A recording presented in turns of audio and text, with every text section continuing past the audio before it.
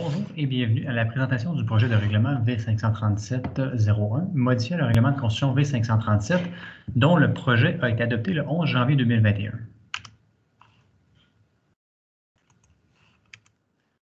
Le titre du règlement va comme suit. Le règlement V537-01, modifiant le règlement de construction V537, adopté afin d'actualiser certaines dispositions applicables en matière de construction.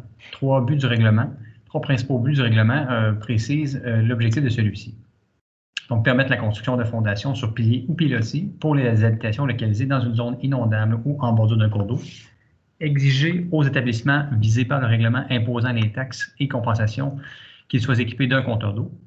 Et prévoir l'installation de cheminées d'accès aux drains de fondation lors de la construction d'un nouveau bâtiment principal afin de faciliter leur entretien et leur nettoyage. D'abord, première modification, la section 2.5 concernant les modifications est bonifiée par la modification de la définition de fonctionnaires désignés. Nous ajoutons donc la mention d'inspecteurs municipaux ainsi que leurs adjoints respectifs pour permettre l'administration et l'application des règlements d'urbanisme sur le territoire de la ville. Ensuite, la section 3.1 est modifiée par l'ajout de l'encadré explicatif suivant. Donc, la Ville de Donnacona n'applique pas les codes de construction et de sécurité en vigueur, Code de construction du Québec, Code de sécurité du Québec, Code national du bâtiment, etc. Le propriétaire, son mandataire ou son entrepreneur a la responsabilité de s'assurer que les plans déposés à l'appui de la demande de permis de construction ou de certificat d'autorisation ainsi que la réalisation des travaux respectent les exigences prescrites dans les codes de construction et de sécurité en vigueur. Donc, l'objectif était de mentionner justement aux entrepreneurs et aux architectes et autres professionnels dans le domaine que la Ville n'a pas les ressources ni le personnel pour appliquer ce type de code-là et que la responsabilité leur revient. La section 3.6 prescrivant les modalités applicables aux fondations d'un bâtiment est modifiée comme suit.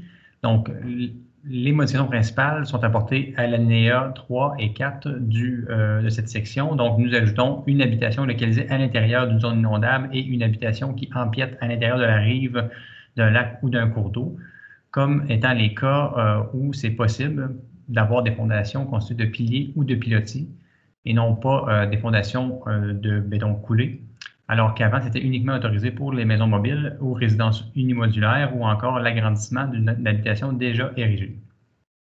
Nous ajoutons aussi l'encadré qui est indiqué dans le bas de la diapositive suivante. Donc, la construction de fondation à un bâtiment situé à l'intérieur d'une zone à risque d'inondation doit respecter les mesures d'immunisation prescrites au chapitre 14 du règlement de zonage qui sont déjà existantes.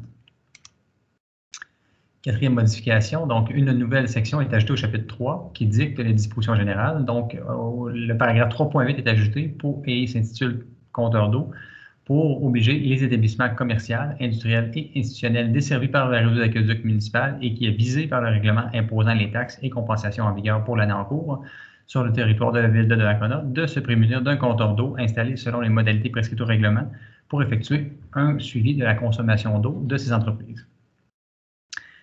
La section 4.4, en cinquième modification, énumérant les établissements visés par les normes de sécurité est modifiée ainsi. Donc, une référence au code de construction était erronée ou n'est plus valable, donc est corrigée par la mention en rouge, donc C.B-1.1.2, et qui est une référence appropriée pour le code en vigueur.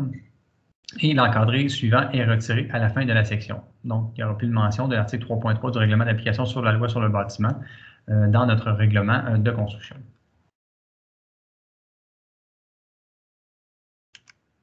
Et finalement, la section 5.9 est ajoutée au chapitre 5, regroupant les normes relatives à la sécurité des constructions. Donc, nous imposons l'ajout à la section 5.9 les cheminées d'accès aux drains de fondation et le paragraphe se lit comme suit. Lors de la construction d'un nouveau bâtiment principal dont la fondation est munie d'un système de drainage souterrain, des cheminées d'accès devront être aménagées afin de permettre l'inspection et l'entretien des drains.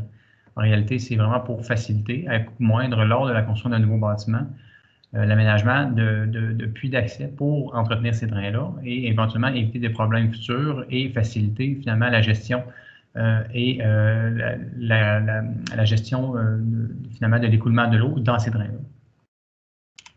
Voilà, j'espère que ça a été clair pour vous. Si vous avez des questions ou commentaires, n'hésitez pas à nous le faire savoir ou à nous contacter. Il nous fera plaisir de répondre à vos questions. Merci, bonne journée.